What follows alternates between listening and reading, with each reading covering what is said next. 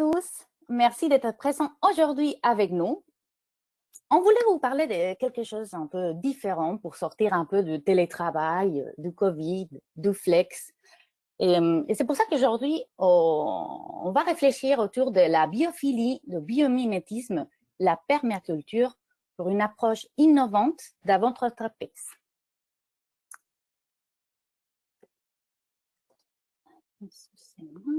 Hop, on commence. Alors, nous, on est la société CDMB. On est un cabinet de conseil et spécialiste dans l'aménagement des espaces de travail. Nous créons un lieu pour créer du lien. Et on est aussi spécialiste dans la transformation de l'expérience collaborateur. On croit vraiment qu'en travaillant avec les collaborateurs qui vont être les utilisateurs finaux, et les aménagements vont les correspondre et vont répondre à ces besoins. Aujourd'hui, qui sont vos animatrices? Nous sommes Marie Scribano et Léa Durand-Ten. Et nous sommes tous les deux consultantes en stratégie et workplace. Et on vous accompagne aujourd'hui pendant 1 heure pour parler de nos thématiques préférées. Léa, je te donne la main. Alors, je ne sais pas si vous avez remarqué, mais nous, une demande qui revient de manière constante chez nos clients, et vraiment sans exception, c'est une demande de plus de lumière naturelle et de plus de plantes.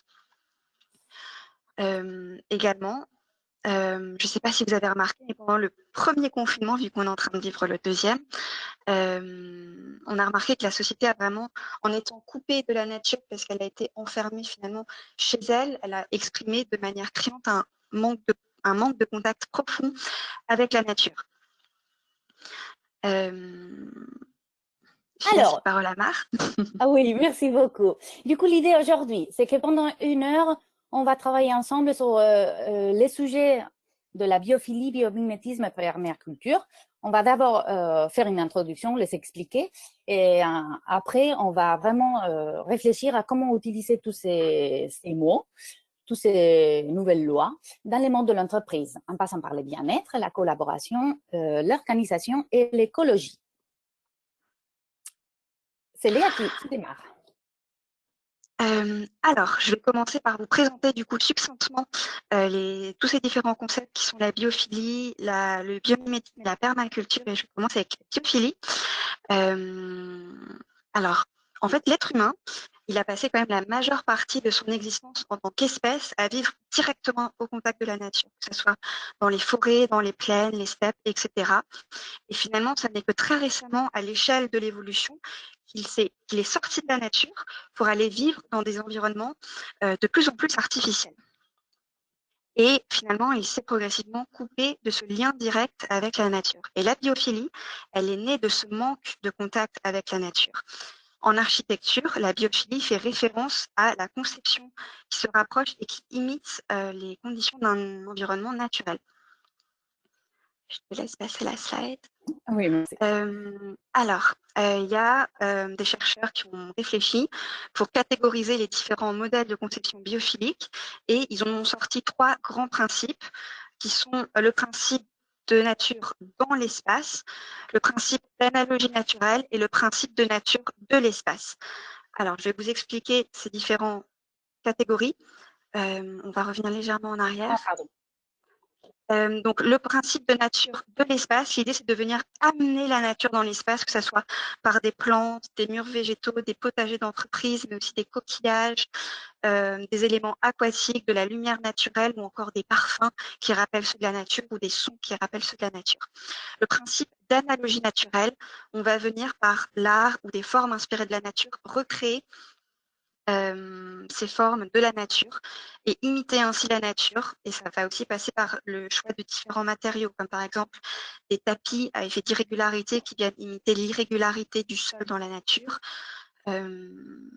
Et ensuite, le principe de nature de l'espace. Ici, on va venir recréer les configurations spatiales de la nature, donc que ce soit des perspectives ou des refuges ou l'utilisation de matériaux naturels.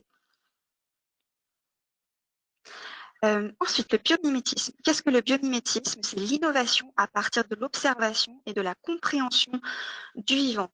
et de ses lois. Quand je parle du vivant, je parle de la nature, de la vie de manière générale. Et donc cette innovation est combinée à une recherche, une philosophie de protection, voire de régénération de l'environnement, que cet environnement soit naturel ou social. Et souvent, ça se combine également à une quête de résilience, d'autonomie, de durabilité.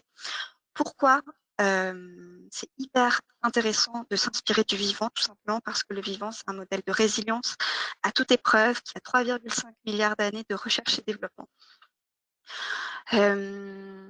Alors, on a différents principes du vivant qui viennent, qui sont des lois en quelque sorte que le vivant s'applique à lui-même pour être sûr que qu'il est durable. Et du coup, nous, on peut venir utiliser ces lois pour, dans les différentes solutions qu'on implémente, vérifier qu'elles soient durables dans le temps. Alors, il y a 6 lois.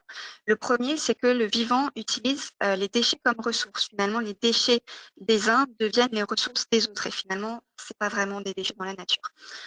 La deuxième loi, c'est que la vie rend des services écosystémiques. Donc, certaines espèces, les espèces en vivant vont venir, un peu malgré elles, rendre des services à d'autres espèces. Comme par exemple l'arbre qui perd sa feuille va venir rendre service aux espèces qui vivent dans le sol et va, avec l'ombre qu'il fait, rendre service aux plantes qui sont autour de lui. Ensuite, la vie mise sur la coopération. Ça, c'est une loi qui peut sembler un peu contre-intuitive au début. En fait, on s'est rendu compte que la coopération entre espèces demande beaucoup moins d'énergie que la compétition. Et quand je parle entre espèces, c'est aussi entre individus. Donc finalement, les espèces les espèces et les individus qui vont le mieux survivre et perdurer, c'est ceux qui coopèrent plutôt que ceux qui sont dans la compétition. La quatrième loi, c'est que le vivant choisit entre adapté et adaptable. En fait, le vivant a toujours face à lui un dilemme. Est-ce qu'il vaut mieux être expert de son milieu, donc être hyper adapté à un milieu très particulier, au risque que si le milieu se modifie, on risque de disparaître avec son milieu, ou bien est-ce qu'il vaut mieux être plus adaptable, mais du coup beaucoup moins performant dans un milieu donné. La cinquième loi, donc, c'est la vie mise sur la diversité, que ce soit la diversité génétique, la diversité des espèces, la diversité des caractéristiques. La prochaine loi, c'est, et c'est la dernière, la vie ne surexploite pas ses ressources, tout simplement parce que elle sait qu'elle est dépendante de ses ressources, et en surexploitant ses ressources, elle va venir tarir ce qui lui permet de vivre. Alors, je vais vous donner 2 exemples à présent de biomimétisme, d'innovation biomimétique. Alors, le plus connu, c'est celui du TGV japonais, le Shinkansen, qui est un train qui est extrêmement rapide, qui se déplace jusqu'à 300 km/h, et ils avaient un gros problème, c'est qu'ils passaient dans des villes en faisant énormément de bruit et avec des explosions sonores terribles quand ils rentraient dans des tunnels. Et ils ont réfléchi et ils se sont rendus compte que le martin pêcheur, qui est un oiseau qui du coup va venir plonger dans l'eau pour pêcher, quand il plonge dans l'eau, il n'y a pas une goutte qui est émise, et c'est grâce à son bec qui a cette forme si particulière. Et du coup, ils sont venus imiter cette forme pour le mettre à l'avant du train, et ça a permis de diminuer le bruit pour les voyageurs, de diminuer de 15% la consommation d'électricité et d'augmenter de 10% la vitesse du train. Le prochain exemple dont je vais vous parler, c'est l'effet lotus. Alors, vous le savez, le lotus, c'est une plante qui vit en milieu aquatique, et le danger quand on est constamment dans l'eau, c'est de moisir. Et du coup, qu'est-ce qu'elle a fait pour éviter de moisir? En fait, je ne sais pas si vous voyez, ces feuilles n'absorbent pas l'eau, l'eau vient perler, et en fait, les feuilles du lotus sont des surfaces hydrophobes.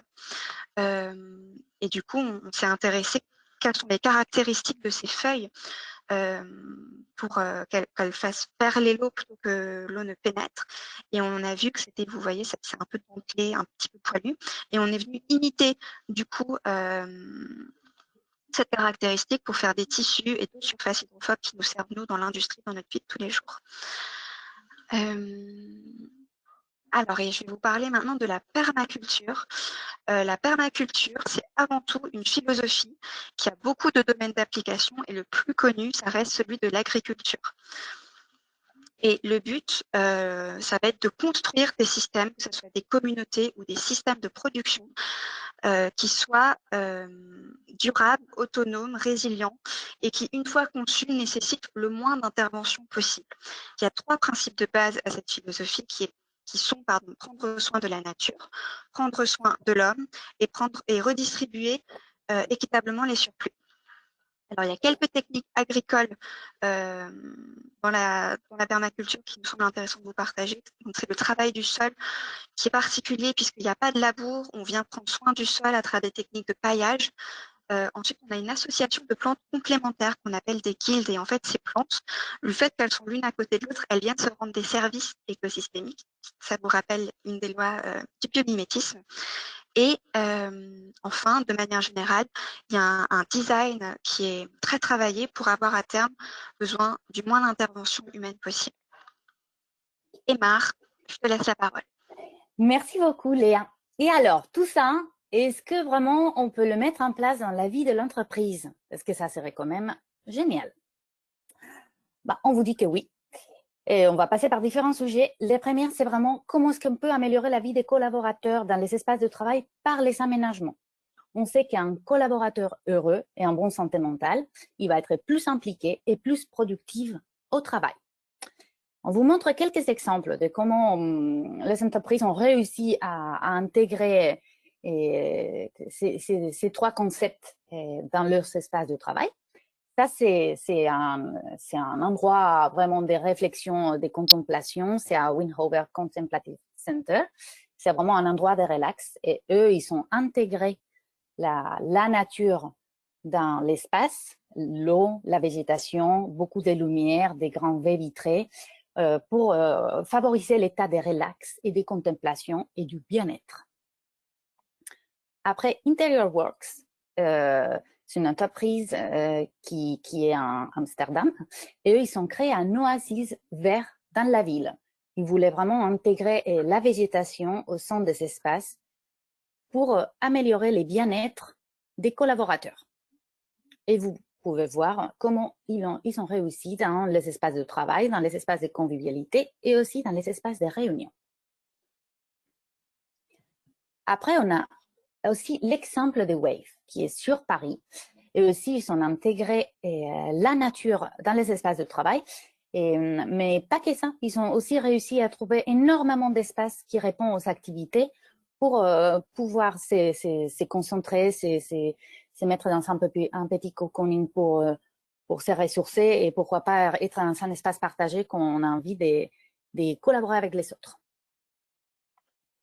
Alors, et maintenant, on s'arrête un peu parce qu'on a beaucoup parlé et on aimerait bien que vous puissiez participer aussi.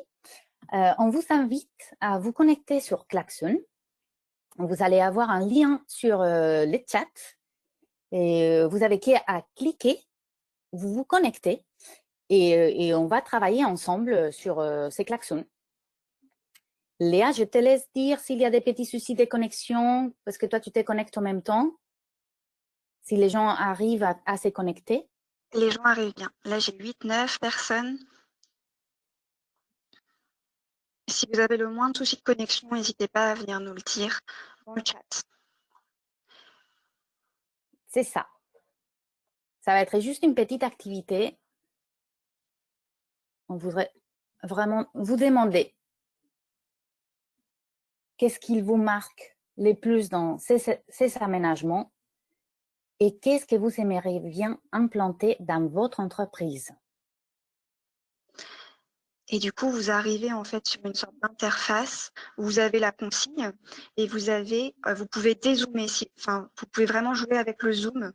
Ça peut parfois aider à mieux voir l'exercice. Et du coup, vous avez un plus en bas qui vous permet de venir mettre des post-it. Donc, si vous cliquez sur le plus, vous avez un post-it jaune qui apparaît par défaut.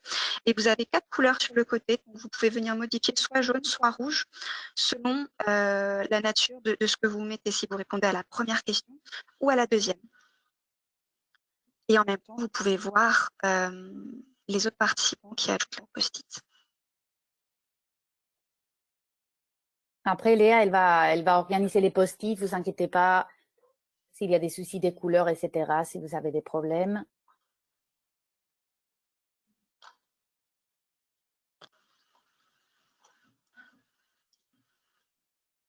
Est-ce que les gens ont réussi à se connecter, Léa?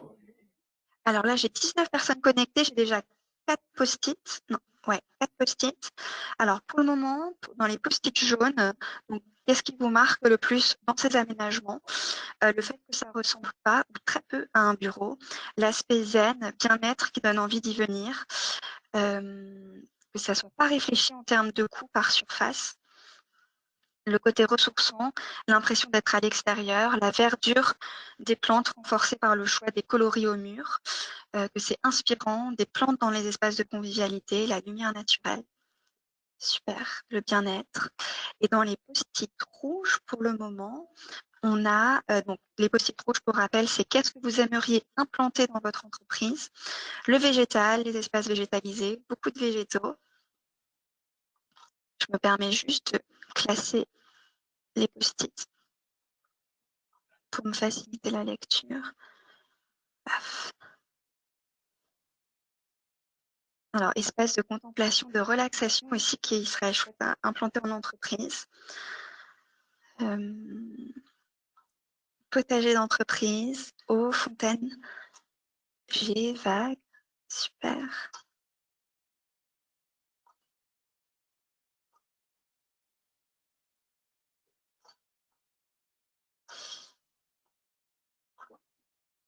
On se donne encore 1 minute?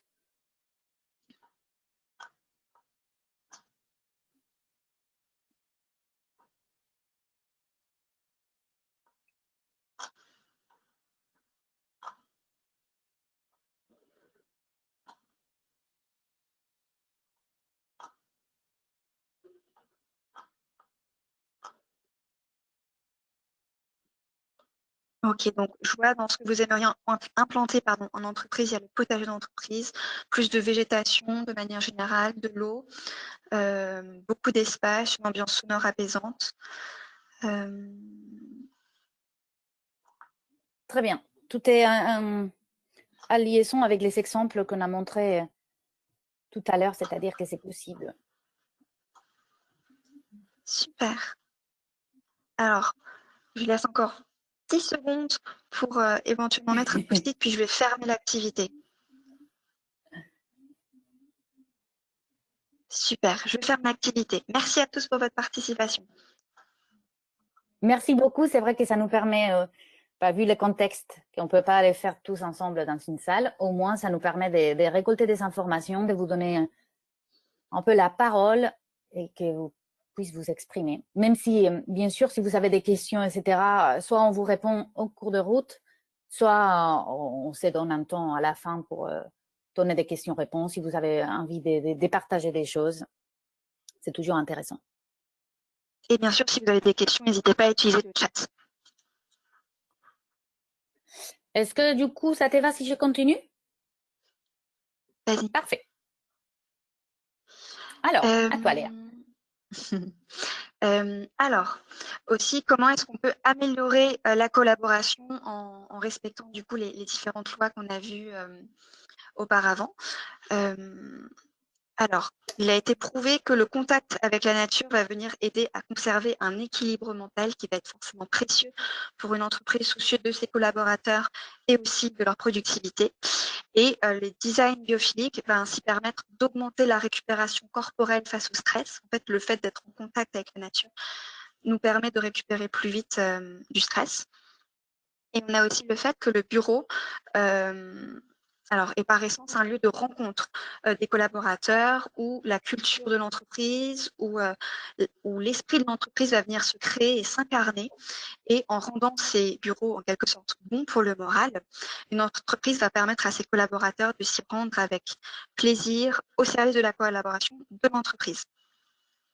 Alors, on peut aussi vous montrer quelques espaces de réunion qui vont être aussi au service de la collaboration avec un design biomimétique. Donc, vous avez en haut à gauche, c'est une salle de réunion chez Interior Works et en bas, à droite, c'est une salle de réunion chez Jolt. Et Jolt, c'est une entreprise qui distribue des accessoires pour la petite enfance. C'est intéressant parce que du coup, on a des espaces un peu plus fermés, plus ouverts.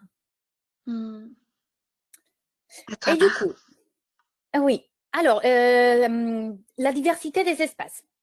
En fait, l'idée, c'est vraiment de pouvoir trouver une diversité des espaces pour permettre à chacun de retrouver un espace où on peut réaliser les activités qu'on fait dans la journée de la meilleure façon possible. Au lieu d'avoir ces concepts qu'on avait avant, on restait tout le temps à notre poste et on faisait toutes nos activités. L'idée de demain, c'est vraiment de trouver un dynamisme et une palette des espaces de travail où on pourra échanger pour réaliser nos activités. On parle du poste de travail, on parle des salles de réunion, des box, plus grandes, plus petites, fermées, non fermées. On parle des espaces de convivialité, de lieux de détente, de lieux d'échange. Et tout ça, c'est l'entreprise plus dynamique, plus intéressant vraiment parce qu'on pourra réaliser nos activités demain. Quand je parle des activités, justement, on sait qu'on fait dans une journée type, on fait environ 15 activités. Ces 15 activités, on va les diviser entre activités individuelles et collaboratives. Individuelles, ça va être le travail quotidien qu'on fait au poste, la lecture, rédiger des mails, la concentration, la créativité, pourquoi pas, et aussi la conversation téléphonique. Et pour ça, on aura besoin des espaces qui vont répondre à ces activités. Comme ça va être les postes de travail au calme, mais pourquoi pas des box, des salles à proximité pour pouvoir s'isoler et réaliser les activités au mieux. Et pour les conversations téléphoniques, on pourrait même retrouver des box comme des phone box, comme des petites salles pour un petit coup de fil rapide où on est isolé et confortable. Et les activités qui vont y aller un peu plus vers les collaboratifs, on a une palette d'une réunion formelle, planifiée, à des échanges complètement informels dans des endroits différents et du travail collaboratif d'équipe, par exemple, ou pourquoi pas recevoir des visiteurs, se détendre, faire une pause, et tous ces types d'activités un peu plus vers la convivialité. Et pour ça, on a besoin des espaces qui répondent à ce type d'activité, comme ça va être une salle de réunion, un box, fermé, ouvert, une alcôve pour faire les points d'équipe, une salle de formation, un lounge qu'on appelle les lounge cafés, les lounge coworking. C'est un endroit où on peut prendre les cafés, mais en même temps, on peut travailler différemment parce qu'il y aura des pics, des moments où tout le monde sera dans ce type d'espace. Mais tout au long de la journée, c'est un espace qui va rester un peu vide. Et pourquoi pas l'aménager différemment pour que les gens puissent aller se rencontrer, échanger et travailler d'une façon différente avec un mobilier plus décontracté et c'est l'endroit où on change de posture pour mieux répondre à l'activité.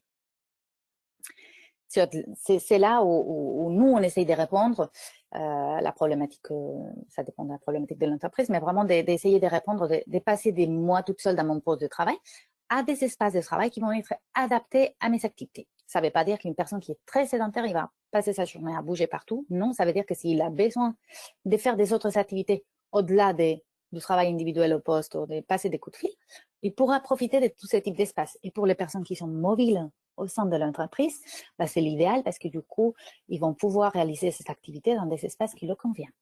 On parle du coup, comme vous voyez les photos, par exemple, des box fermées, des one-to-one, les postes de travail en espace partagé, par exemple.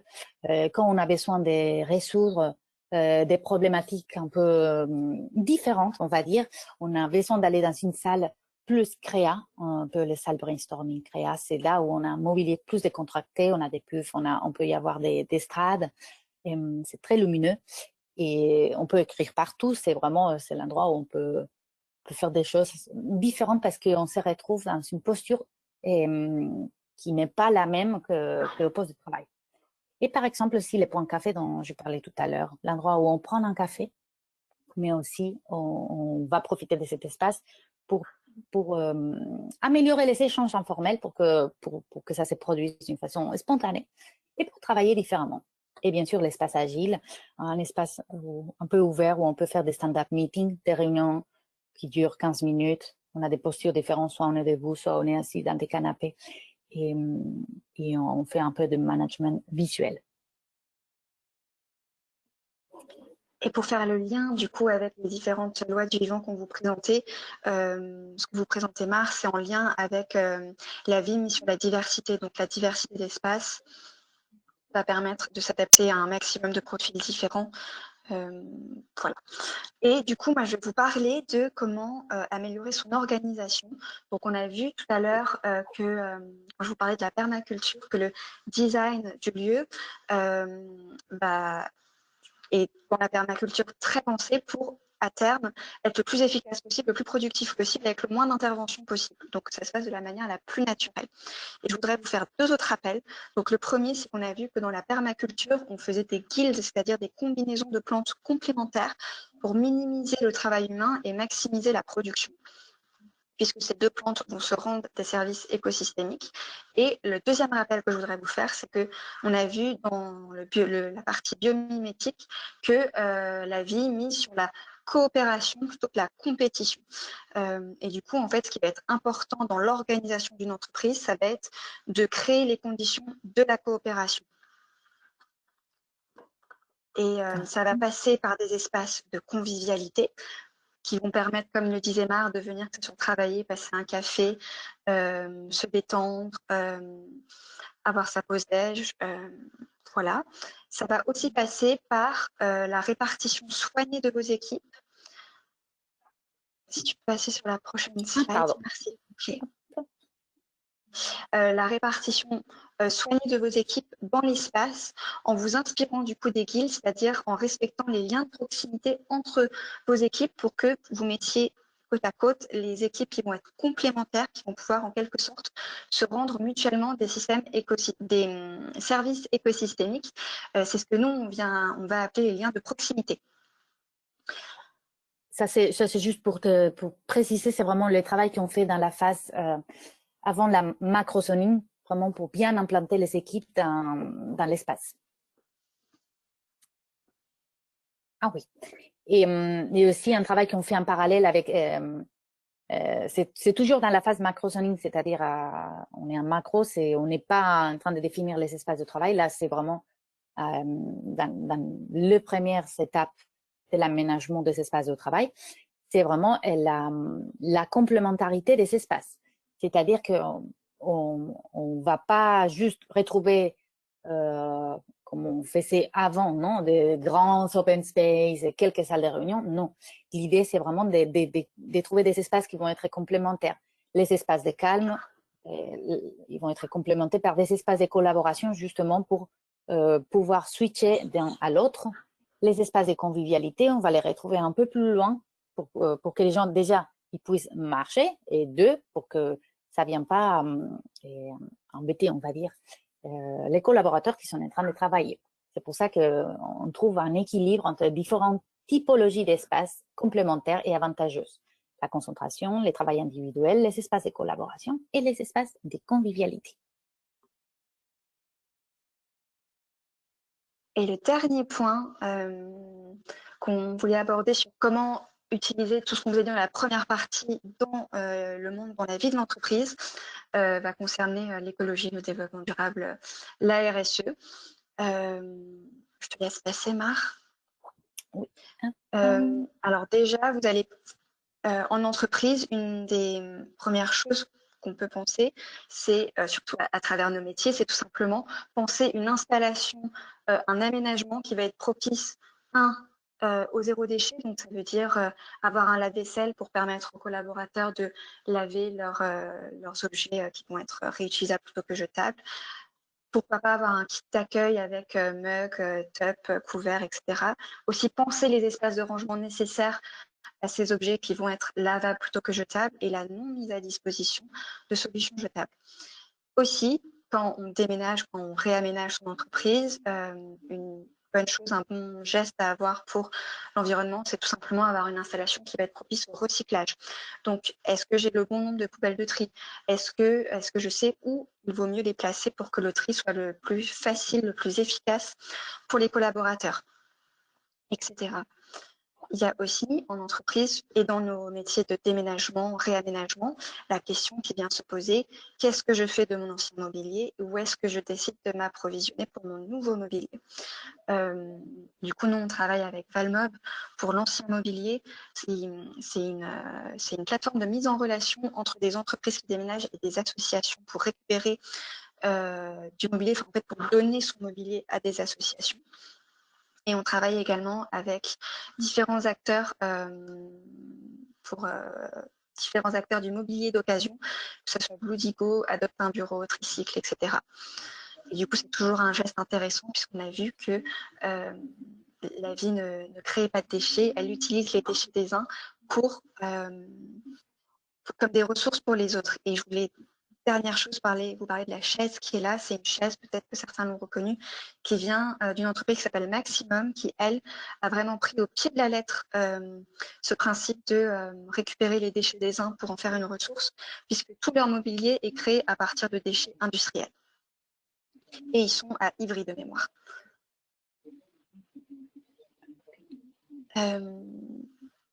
Alors, du coup, on va passer la dernière activité. C'est vraiment comment mettre en place dans votre entreprise et qu'est-ce qu'on pourrait mettre en place dans votre entreprise pour limiter les déchets et des produits par l'utilisation des espaces de travail. Du coup, vous êtes déjà sur Klaxoon. L'idée, c'est que, si vous n'êtes pas parti, l'idée, c'est qu'on continue. Et Léa, elle lance la deuxième activité et vous pouvez partager vos idées. Et donc, c'est déjà lancé. C'est comme tout à l'heure, un système de post-it. Là, vous pouvez mettre les couleurs que vous voulez, toujours avec le plus. On clique sur le plus qui est en bas au milieu pour mettre un post-it. Est-ce que Léa, j'essaye de partager les klaxons, que ça soit plus clair? Tu veux essayer? Ou est-ce que c'est bon? Et on le laisse comme ça. Alors, attends. Alors, je peux partager pour que vous puissiez voir.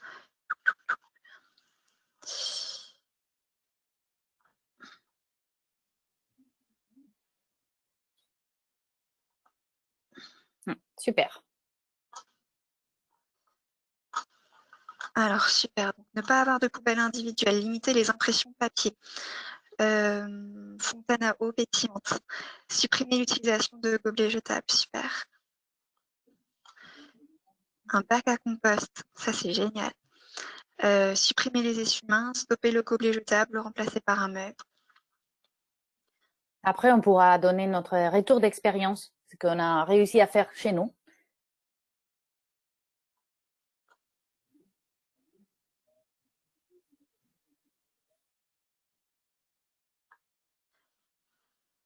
Lecteur badge sur les imprimantes. Papier toilette venant de papier recyclé, tout à fait.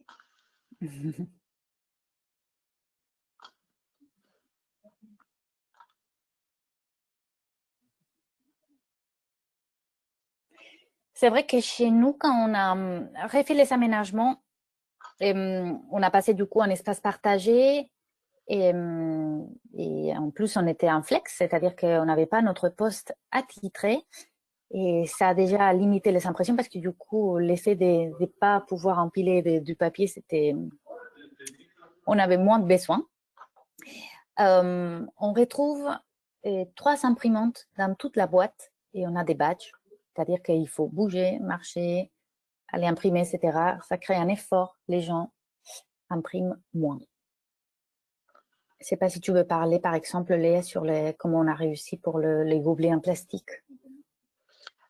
En fait, on a supprimé les gobelets en plastique. Et on a mis un lave-vaisselle. C'est ça. C'est ça. Et du coup, en fait, ce qu'il faut se rendre compte, c'est que dans les bureaux, le plus gros des déchets, donc quand on prend une poubelle d'une journée d'un espace de bureau, en fait, la plupart des déchets, ça vient de la pause repas, de la pause café. Donc, ça veut dire c'est quand même ces cibles-là qu'il faut éliminer en premier, donc que ce soit les gobelets, que ce soit les couverts jetables, que ce soit permettre aux collaborateurs d'avoir des tupperwares pour aller peut-être chez les restaurateurs pour qu'ils leur donnent leur plat en tupperware plutôt qu'en emballage jetable, etc. Et en faisant ça, en fait, on permet de limiter drastiquement le volume de déchets générés en entreprise, dans un siège. Donc, je ne parle pas de sites industriels ni de sites qui ont une production industrielle. Interdire les livraisons de nourriture, mettre en place des challenges. Mettre en place des challenges, c'est très intéressant. Tu faisais ça, hein, c'était bien. Ouais. Il y a des entreprises, par exemple, qui mettent en place des challenges où ils vont compter le nombre de poubelles en une semaine, de poubelles sorties, de sacs poubelles, pour essayer progressivement de les réduire, par exemple. Ça peut être un challenge vraiment en entreprise qui est assez sympa. Après, on peut se lancer aussi dans les challenges de limiter sa consommation d'électricité, par exemple. Super. Alors, je laisse 10 secondes pour les derniers post-it, puis après, je vais clôturer l'activité. Limiter les lingettes jetables. Très bien. Alors, offrir un top aux collaborateurs pour les inciter à limiter le plastique des contenants des repas emportés. J'avoue que c'est une mesure que moi j'aime beaucoup. Super, ben, merci à tous. Je vais fermer. Est-ce que t'as tout lu, non? Je pense que oui. Ok. Oups. Super. Je ferme l'activité. Ok. Et comment est-ce que tu peux reprendre la main sur la presse, le partage d'écran? Alors, je reprends la main. Hop. Parfait.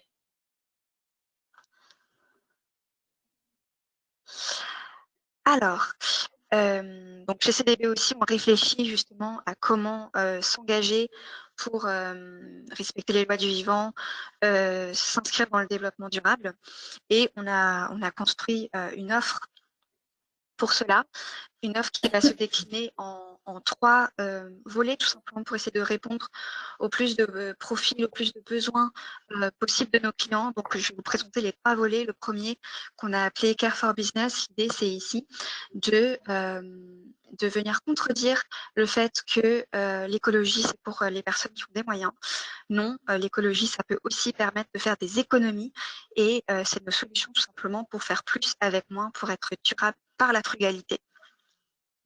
Ensuite, on a le volet Make People Care. Donc ici, c'est vraiment un volet d'acculturation pour les collaborateurs, pour vous, de permettre de s'approprier des principes d'innovation durable, d'embarquer les collaborateurs dans une réflexion sur la pérennité des environnements de travail, pourquoi pas de l'entreprise. Et enfin, le dernier volet, qu'on a appelé Care for Planet, c'est nos solutions pour être exemplaires en termes de RSE, notamment grâce à l'économie circulaire, donc que faire de vos mobiliers, comment être labellisé chantier vert, etc.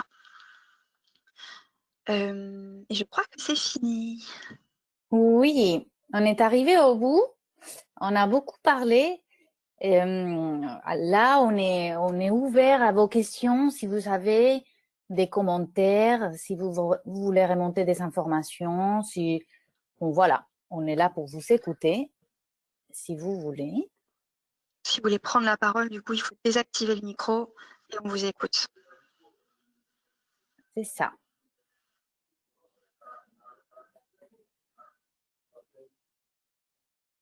Et si c'est bon, hop, je vois qu'il y a.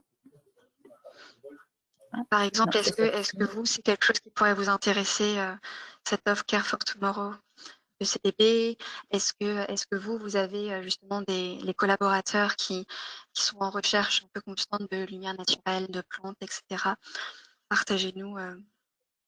Oui, surtout que avec la situation que on a actuelle, la crise sanitaire, on va dire, on ira un peu moins au bureau, mais quand on ira, on va pour se voir, pour échanger, pour collaborer, pour avoir ces petits moments de convivialité. Et c'est important de retrouver un endroit qui nous correspond, qui répond à nos besoins. Et c'est vrai que tout ce qui est relié à la nature, ça fait partie de nos besoins primaires.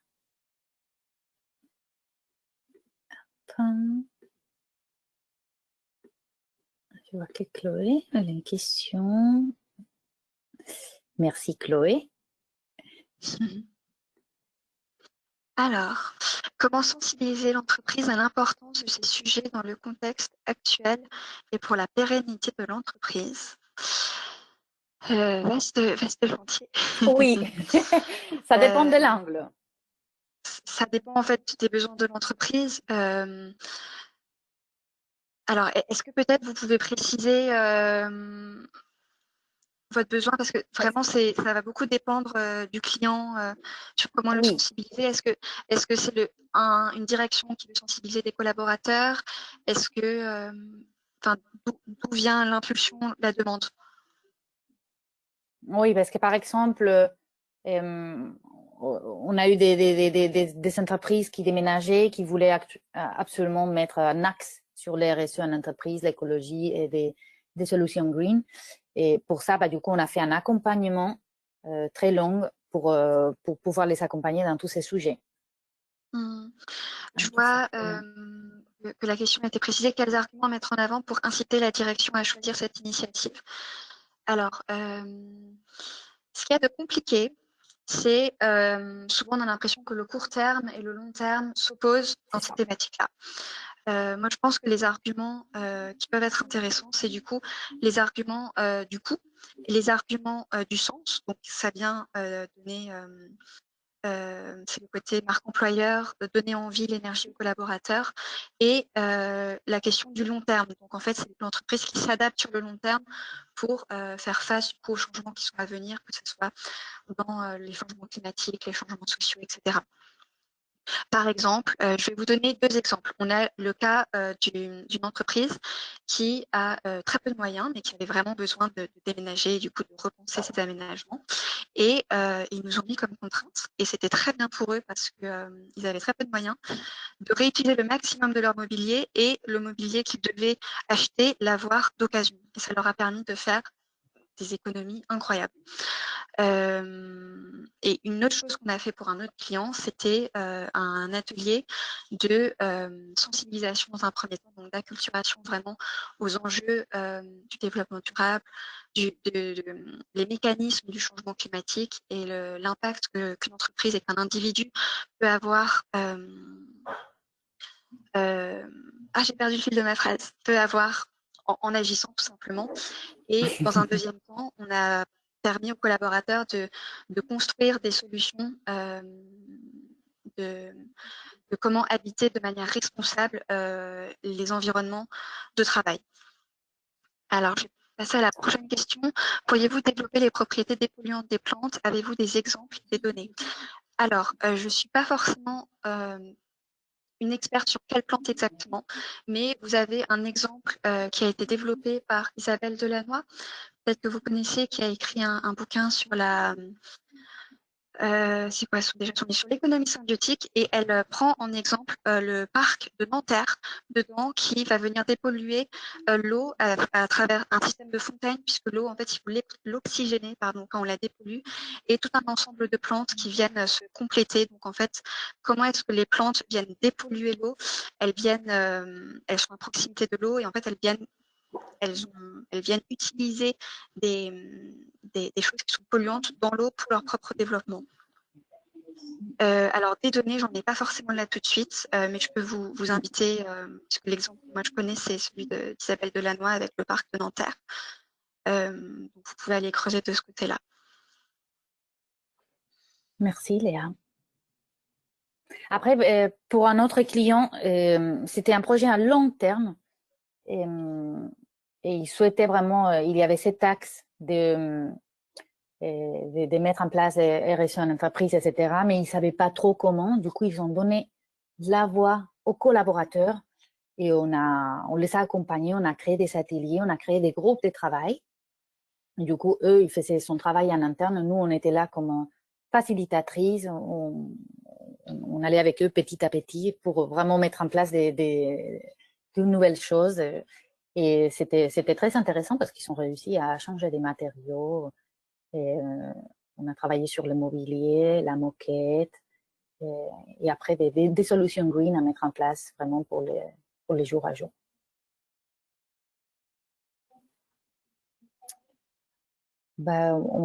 Si jamais vous n'avez pas de questions, on ne veut pas non plus vous retenir. C'est pas ce que tu en penses, Léa? Alors, ce serait bien d'avoir des plantes qui aseptisent l'air dans cette période Covidée. Alors, je ne pense pas qu'il y ait des plantes qui aseptisent l'air, malheureusement. Ça serait bien de le savoir. Alors, en fait, il y a deux choses. Il y a aseptiser, donc enlever en quelque sorte les microbes, et ensuite il y a dépolluer l'air avec alors c'est le même principe en fait que les plantes qui dépolluent l'eau. Il y a des plantes qui dépolluent l'air. Voilà, Mais mais c'est vrai. aseptiser, à ma connaissance, je pense. Alors je sais pas, mais je Après, pense pas. regarde, il y a vu en Inde, une salle remplie de plantes dépolluantes permet de recycler l'air du bâtiment. C'est ça. Donc, ça va venir assainir l'air d'un point de vue pollution. Et j'avoue que je sais pas pour ce qui est de l'aseptisation. Par contre, vous pouvez toujours utiliser les huiles essentielles pour aseptiser, ça marche très bien.